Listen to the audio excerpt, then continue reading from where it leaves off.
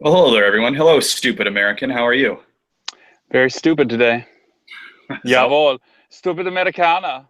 I mean, as a disclaimer, we should tell you that we're both Americans, so anything we're going to say, we probably don't understand what we're talking about. So, I take it with a grain of salt. yeah, I'm 39 years old. I'm a man. I'm 40. Um I've been playing soccer my entire life. I've coached soccer. I've Soccer's always been my sporting love, but I have no clue what it is. I only know a word. Perhaps if I called it football, like some of the hipsters now, I would stand out better or fit in better. Or if I'd just been born 6,000 miles east. Yes, or exactly. or or 2,000 miles south, whatever. Well, I wrote this on the website today, a great website you should go check out called USfanTV.com. But I wrote this on the website. Klinsmann talked quite a bit over the weekend. He talked to Eric Kirschbaum from Reuters, who just so happens to be the guy that wrote Soccer Without Borders, the glowing review of Klinsmann's excellent job as U.S. coach. Isn't it coincidence? Yeah. He did a Facebook live chat with fans, which, to his credit, he answered pretty much everybody's questions and did a fine job. And I think it's cool that he does those. And he talked to a really good reporter named Sam Borden from the New York Times, who I'm a big fan of. And two things stood out as giant bits of hypocrisy to me. The first is that this is a guy who told Sam Borden that the reason he needs to stay in the job is because the team needs consistency. This is Klinsmann calling for consistency, the guy who switches people to positions they've never played before in their professional careers, the guy who can't keep the same lineup out there for more than a couple of games in a row. It took him 4 years to find a four-man defense. Yeah. And then the guy who brings out a three-man defense against, of all games, the first game of the Hex against Mexico. He had some decent ideas as to why he wanted to put that lineup out there. And I get getting Pulisic central, but that's not the game to try it. This is a guy who, threw Alejandro Bedoya in as a holding mid when he had never played it before against, of all teams, Brazil. I don't think that he gets the benefit of the doubt when it comes to consistency. Do you? And then threw him under the bus immediately. Threw Bedoya under the bus immediately when he didn't play to his liking. So another of, well, wait a minute. Aren't we supposed to get time to judge because it's a transitional period? That was the other thing. It's still a transitional period. 5 years later, it's still a transitional period. Yeah, by this measure, Bedoya needed 5 years to play holding mid, right? Yeah. Then we can throw him under the bus. Even then, though, we can't because we're stupid Americans. We are dumb. We're very, very, very dumb. I've always liked Jurgen Klinsmann. I mean, as you know, I wore a set of shin guards as like a teenager because he wore them. They were like these little Kevlar things that Adidas made, and I always thought they were too tiny. But I was like, Jurgen Klinsmann wears them. I've looked for them ever since he's become U.S. coach. I'm sure they've got to be somewhere. Maybe I finally threw them out. I don't know. So I could have him sign them. I've always had kind of a soft spot. I've even thought, as a technical director, he was good. It was really just in-game management. But at the same time, look, we're growing. Our players aren't necessarily the best either. So there are lots of things. Maybe we don't need the top flight manager or in-game manager. We need more ideas and things. I liked some of the points he was making. I liked his overall ideals for the program. I liked his pull with dual citizens or dual nationals that he could pull in. So just showing up, his face, his name alone, his persona could pull in guys who might be able to play for Germany, might be willing to play for the U.S. Oh, who are they going to pull for? Well, the guy who is a national hero and wants to tell them, yeah, come play for me. I'm really changing my mind right now. Like I think I'm just done with him. I think he's lost. I mean, not since he pulled Donovan into the World Cup camp just to cut him like in front of everyone have I thought how petty and pathetic he truly sounds and looks. To insult your own fans for really doing what you've asked them to do. I mean, when Wando wandoed that goal in 2014, he wanted the U.S. fan base to harass him. He wanted these players to face the kind of nastiness, the sort of passion that they face elsewhere in the world, or that other teams face elsewhere in the world. Now, when he's facing it, oh, no, you just don't understand. Well, go to hell. You created this. And I don't mean you created the passion in us. The passion was here. There's just more people now looking at it, and this is all stuff you wanted. This is more people talking about it. It's on TV more. You wanted all these things, and now that you've got them, now you're going, whoa, not about me. I mean, come on, guys. Like I know what I'm doing. You're just stupid. This is ridiculous. Well, that's kind of what I was going to bring up. The second point that bothered me was that in that Kirschbaum book, he talks about, well, we want our guys to go to Europe because if they mess up, if Michael Bradley screws up at Roma and then he tries to go out and get an espresso, the fans are going to let him know. He's going to live in the intense scrutiny bubble that those guys live in, and they have to do better. And then we do that here. We start to scrutinize him here, and he's like, no, you're stupid. It's ridiculous. And he's a guy who, I mean, I wanted him to be our coach. I still like a lot of things about him. He seems like a bright guy, and I like that and appreciate that he's not I'm very against the stereotypical like NFL type coach, like the loud screaming meathead. Like I'm a Bears fan who doesn't like Mike Ditka because I thought he was kind of an idiot. I don't like idiot coaches. Jurgen isn't that, but the one aspect of that personality he does have is he immediately, he won't take blame. He throws his guys under the bus. I'm not a hot take guy. I don't jump to immediate conclusions, but it obviously feels like it's time to go. Yeah. Which brings us to this.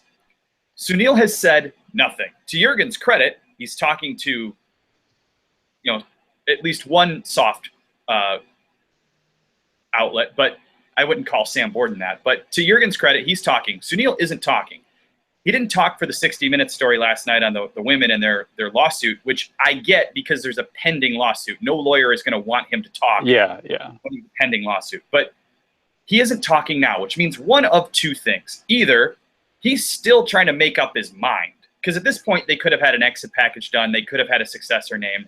So either Sunil's still trying to make up his mind, or he's decided that Jurgen is staying, but he doesn't really want to say anything about it. Yeah, he doesn't have the balls to bring it up. Yeah. You don't have to say stuff every time there's a bad loss, but there was such a universal outcry for this guy to be fired after these last two matches that you do have to communicate. They had some serious problems communicating prior to the Mexico match, so it doesn't really surprise me that they can't communicate now, but you have to say something about what you're doing going forward. And it appears either they're still deciding or they don't care.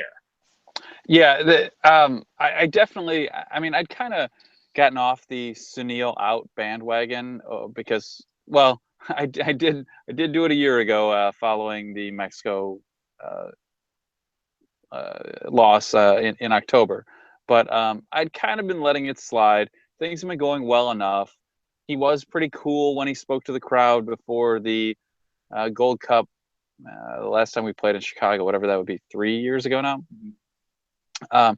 So he'd not necessarily won me over, but I was at least willing to kind of go, whatever. There are bigger fish to fry. Worry about how bad FIFA is right now. Worry about the quality of play on the field. I don't need to worry about Sunil. Not to mention the collapse of FIFA may drag him down anyway. But so I kind of looked away from all that. If he truly isn't going to make a decision here, to me that's as big a problem as making the wrong decision. I mean, in the end, he's not setting a standard. I'm okay with a little bit of time. Sure. Yeah. I mean, you don't want a snap decision to be the wrong decision. He fires him and then there's nobody to replace him. Something like that. And while they say that, he had been in contact with some of the possible successors, that was like a year ago. Well, yeah, it makes perfect sense. A year ago was right when we lost to Mexico to play for the Confederations Cup game, or the play-in game. That would be the perfect time. We just come off the Gold Cup. We were looking at this game. What if it didn't go well? right now, I don't think anyone truly expected we were going to go with 0 points out of these 2 games. So I'd understand if they hadn't been in like direct contact with anyone in the meantime, or at least not recently, to go, hey, what do you know? Would you like it if hypothetically this job came up? Would you hypothetically be interested in it? So I'm okay with a little bit of time. And if you look at it, Bruce Arena was fired, I think, 3 days after, no, 3 weeks, excuse me, after the 2006 World Cup. Bradley was named interim manager immediately, but didn't actually get the full manager title until I think it's May of the next year. So he was in almost a year before he got anything. And it still took 3 weeks even after Bruce was gone. And technically speaking, Bruce wasn't fired. They just announced that his contract wasn't going to be renewed. And then he just kind of left. So it's not unheard of to see a long-term change. I mean, even there was a bit of a break between Sampson and Arena as well. So there is there's sort of a standard that this has happened. I mean, there has been some precedent that will take some time on this. And it is an important position. And realistically, you're signing this person for at least probably 18 months. So it does take some planning or some decision making. I'm okay with that. I'd even give them because we're running into Thanksgiving, because Christmas is coming soon, because of the MLS playoffs, whatever, things could be up in the air for some different people. Even if, like, you know, even with like the Galaxy out or something, doesn't mean that Bruce Arena's job is just over for the year. You know, all those guys still have things that they do even after they're out, even after probably the season is completely over. There's still meetings or whatever. So they have things going on. So I understand if you know, it takes a little bit of time. What really I think perhaps even concerned me more than Jurgen's insults were his comments about he feels comfortable in his job, though, because while that could just be a little bit of gamesmanship, a little bit of positioning to try and make himself sound good, or to sort of influence Sunil, you know, sort of lean on him. I mean, there were certainly comments in there about, I've told Sunil we need consistency. There are certain things that, like, he's sort of trying to instruct Sunil on how to do his job. But what really, I guess, kind of upset me was that if it's not just posturing, my fear is it's the truth. He has nothing to fear. That Sunil's either given him a vote of confidence or hasn't said anything to him that makes him think he has anything less than a vote of confidence. In which case, who the hell's running this place? I mean, I've questioned Sunil before, partially because his only real involvement with soccer was just that he was a tutor to a bunch of the guys in the 90s. Like, so you know math. We needed a money guy. You got a job. And now suddenly you're running the organization? You know what it strikes me an awful lot as? The coach with more power than the people above him. The situation at Arsenal. There's another big name coach with more power than the people above him. And, you know, coincidentally, it's a guy who coached Jurgen Klinsmann a long time ago. So maybe Jurgen learned a thing or two from him. I don't know. But I mean, yeah, I want him gone, but only for the right guy. And to me, Bruce Arena is a guy who I would like to see at least get us through the next World Cup. I know he can do it. Peter Vermes has been thrown out. I'm not sold on him. Again, because, you know, I said I don't like the NFL style drill sergeant guys, and he's always kind of struck me as that. Maybe it's just his haircut. I don't know, but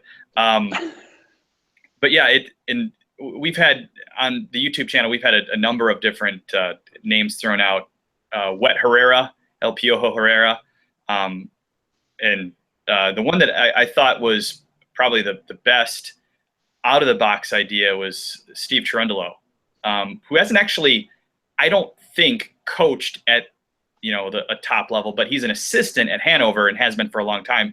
And I always thought he was a bright guy and a smart guy. So maybe he's somebody going forward, but he's not a guy who I would want to see come in for a quick fix for, you know, I think that's Bruce Arena. And if Swansea were terrible and got fired, Bob Bradley, maybe some other guys, but I don't think that, you know, I think there's a difference between a guy who you want to bring in for the next 18 months and a guy who you want to bring in long term, and that's why Bruce seems like a good fit. But I'd rather Jurgen stay around than somebody terrible. So yeah, I don't think now's the time that, you know, you go for the experimental coach. If you're going to do that, you might as well just continue with your experiment already, because realistically, we kind of got an experimental coach in a way. Yeah.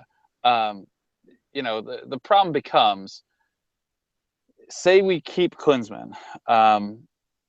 My issue is, at this point, I think he's lost everyone. I mean, it's not just like you and me sitting here complaining about this. It's not just fans complaining about this. Clearly, there are issues in that locker room. I mean, the very fact that Michael Bradley's talking about it, your captain, a guy who's known to not say a lot, is talking about this stuff. That's a sign there's something wrong. And then to hear that, oh, by the way, 2 of us told him we were going to change the lineup, or the formation anyway. Like, this points to they're now running the team, or at least, which, hey, good. I mean, he's the captain. He should be making decisions for the team on the field. But 20 minutes into a game probably isn't the time that your captain's supposed to be deciding who's playing where and how we're playing. Well, then, and look at who he threw under the bus after the game then, too. He said it was Bradley and Jones who were giving too much space to Gio Dos Santos in the central midfield, and that's why his formation wasn't working. So it's the 2 guys who came over and said, this isn't working to him, probably ruffled him up a little bit, and then he goes out and says, oh, Bradley and Jones couldn't close down Gio. Which was kind of true, but, I mean, ultimately that's on Jurgen. You don't put them out there in a formation they can't succeed in. Yeah, I mean, I agree with both sides. He's right that neither of them played particularly well, but you also put them up in a formation that caused problems. I mean, as soon as they changed the formation, the team got better. So you have to ask what's going on. Now, I know some of what he said is he's doing this to showcase Pulisic. Great. But you can't then shoehorn an extra defensive midfielder in, because then that's kind of defeating the purpose. If you're going to say that I want this kid to have freedom to free reign to kind of run all over, okay, cool. He's clearly the most talented. I get it. I want him to showcase the talent too. But if you're going to make this a priority, you can't then go and make you can't just shoehorn extra defensive midfielders in, because the problem becomes, who's he going to play with? You can't put everything on his shoulders, especially at 18. I mean, it was unfair when we put everything on Donovan's shoulders. It was unfair when we put everything on Bradley's shoulders. Both of them were at least older than this kid is now, and they struggled with it. I mean, really, aside from maybe 2010 as a whole and Mexico games, Donovan struggled with his whole life, or his whole career, of how can I be the star of the show and shoulder the burden of everyone's playing through me and make all the decisions and do everything. He couldn't do it. I mean, really, he started to come on, and this may be why part of his 2010 looked so good, when Bradley truly took over as kind of the heart of the team. And when Michael Bradley, who I really credit as sort of running the team past about 2009, when he was truly running the team, then suddenly Donovan had the freedom to kind of do things, to create stuff, to help other people. I think it helped Dempsey the same way. My point is, then, you can't put all that pressure, all that weight on this poor kid. I mean, yeah, he might be more talented than everybody else we have and everyone we've had previously. But, and frankly, I think he is. I don't think it's a might. He is. But that doesn't mean that he can beat everyone. I mean, Barcelona lose. Argentina haven't won a World Cup with Messi. You can be the greatest in the world. It doesn't mean you can't get beaten, because who's he play with otherwise? You still have to, at times, pass the ball to somebody. And while he's been given this free reign, it's unclear then, what are we doing to help him?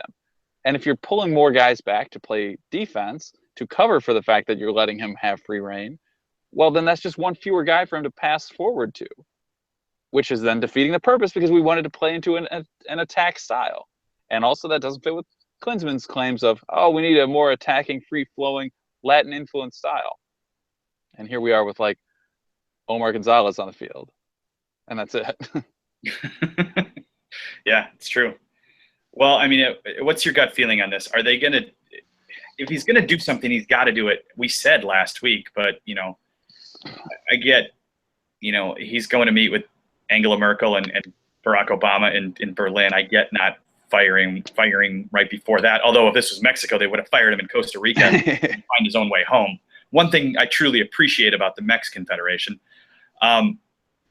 But yeah, I mean, is there a point now, and I said it was last week, but maybe it's not, where if they don't make a move by then, it won't happen at all? We're getting ever so closer to the January camp, and I would assume logically you'd want somebody in place before that, at least before that. So I would say it's got to happen before at least, well, it's got to happen basically before New Year's, which means really it probably has to happen by middle of December. Because then you've got everyone, you've got the winter breaks and things going on. So you've got more time for the coaches, or just kind of more openings, fewer things that are requiring everyone to meet or talk or whatever. And then you're not worrying about the Christmas break, New Year's, and then probably the first or second week of January is when you get to start calling players in. So you have to assume they're not going to let Klinsmann call the players, then go, never mind. So I would think then it's got to happen sometime early to mid-December, no later than probably the 20th or something, at least in terms of when they have the decision in place. I suppose there's still a chance that the announcement wouldn't come until January, but I would think that kind of news is going to leak somehow. Somebody's going to tell something. And I mean, just look at Grant Wall knowing 70 to 80% chance we're going to have Bruce Arena. Well, somebody's giving him those numbers. He's not making that up out of thin air, presumably. So I would say there's a pretty good, the likelihood is that we'll see a decision or an announcement or something happen by probably the 15th to 18th of December. Until then, I can understand the delays. There's stuff going on. They got to figure out how to, get Klinsmann out of the largest contract they've ever given anyone, largest and most control they've ever given anyone, and now they have to break all that up. So they've got to figure out a way to handle all that. That's going to take some time. There's just the natural way of things.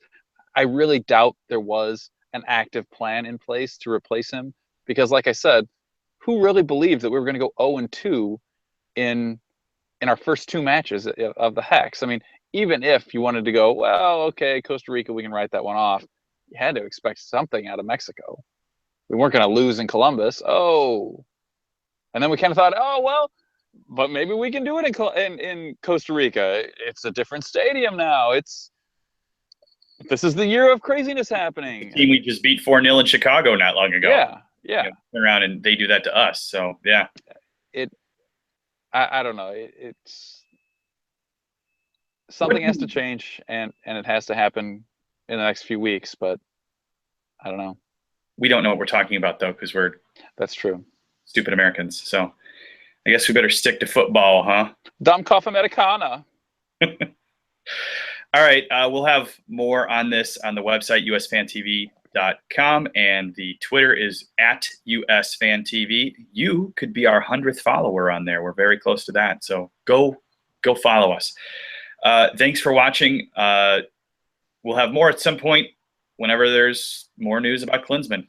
We'll see. Thanks for watching. Hopefully we'll have a happy Thanksgiving of a new coach. I'm thankful for Bruce Arena this Thanksgiving. Now let's eat some turkey. All right. See ya. Thanks for watching.